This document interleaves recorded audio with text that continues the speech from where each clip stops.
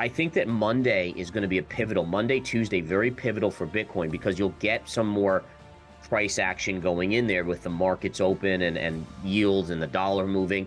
The question is, can it break above this level?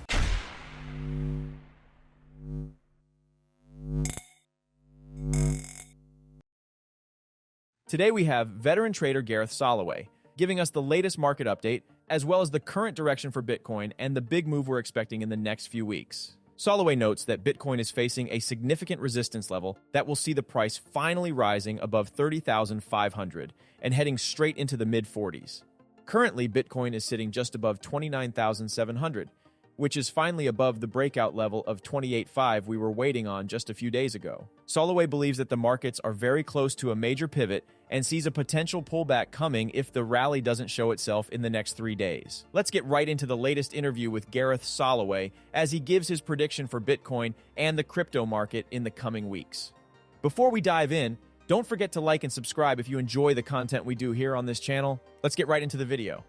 If it breaks above that level, like I think we talked about a couple weeks ago, for me, it needs to show me that it can stay above there for a certain amount of days, multiple days, versus just a quick blip above, fooling everyone and then coming right back in. But this is a huge level psychologically, right? I mean, this, again, we talked about this last time, but you're going back to these levels here, going back to the lows of the bull market, even the pre-big run here, and then even this consolidation area over here. And that's my biggest issue is the charts right now still show that we're into this area.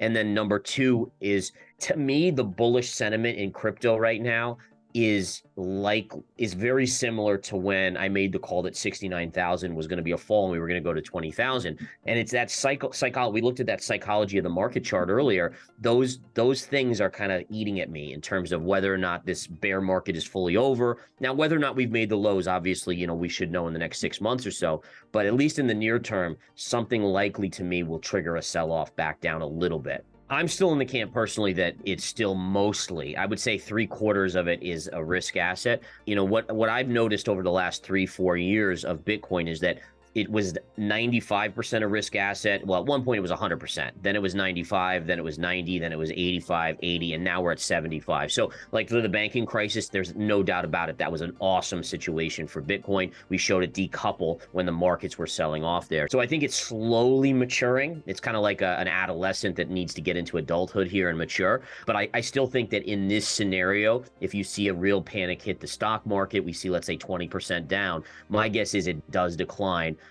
For the most part. Like even like in all fairness, if it's full out panic, everything declines, right? We even saw gold and COVID quickly dip before recovering.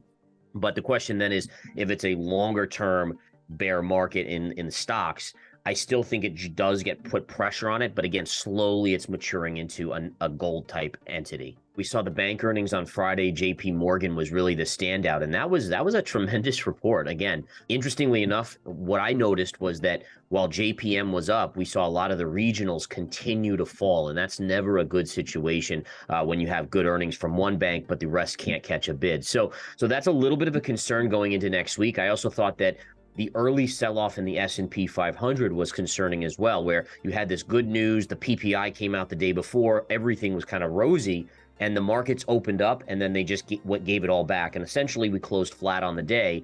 Late in the day, we got a little float, but that's normal on a Friday with light volume. At the end of the day, the big players kind of leave for the day, and you see that gentle float back up. So overall, the price action wasn't good on Friday considering. And it is interesting to kind of see how the markets are shaping up here. We got this potential doji on Friday. Again, we have to see what the market does next week. But I think, like you said, it's earnings, right? We have the Netflix earnings on Tuesday after the close. Wednesday after the close is Tesla. And then the next week, we have all the big tech play companies coming in. So, as I look at this market, one of the things that's concerning me is something that my head trader, Ben, pointed out, which was this pattern here, right? So what we have is this down move from the all-time highs on the S&P 500. And then even though it looks like we're making higher lows, if we look at a chart, and I'm gonna switch screens here. I want to show you guys this because this is really earth-shattering to me in terms of what it could entail. So this is the psychology of the market, right? And we've all probably seen this chart at some point in time. But if you look at the move we had, so here was your run, let's say from COVID up, right? So the big move to the upside.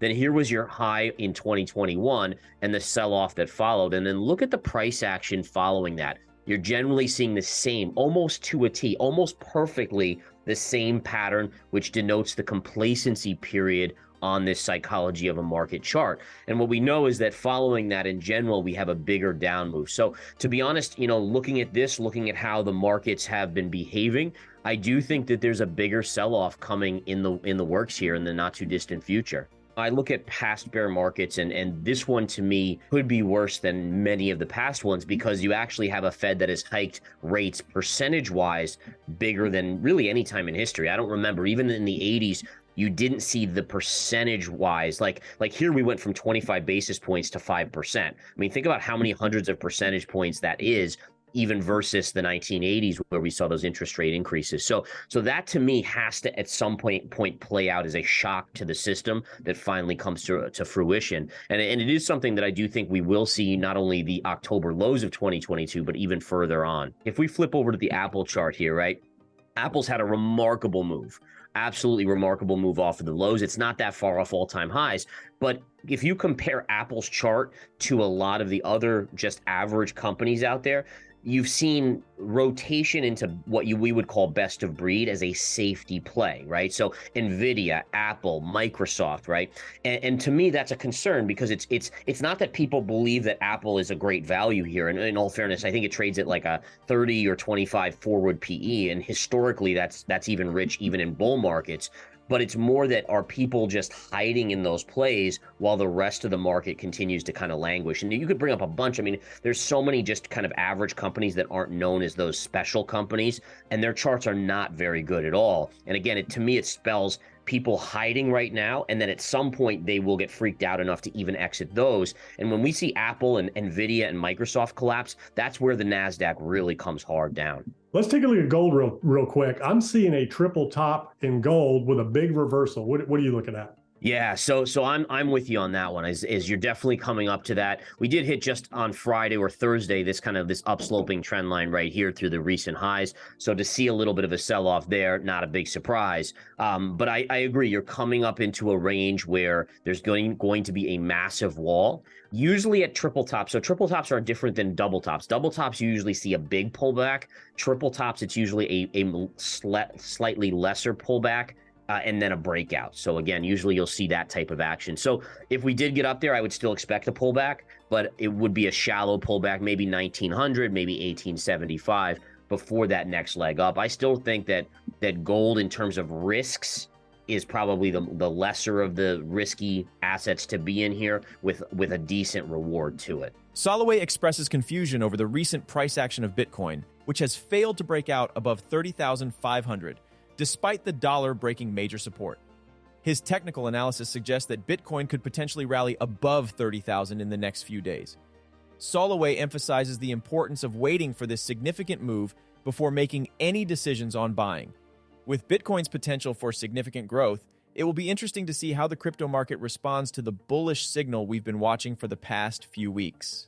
What do you think about Gareth Soloway's Bitcoin prediction? And where do you see the crypto market heading in the next few weeks? Comment down below. Thanks so much for watching. Don't forget to like and subscribe. This is Library of Wealth. We'll see you in the next video.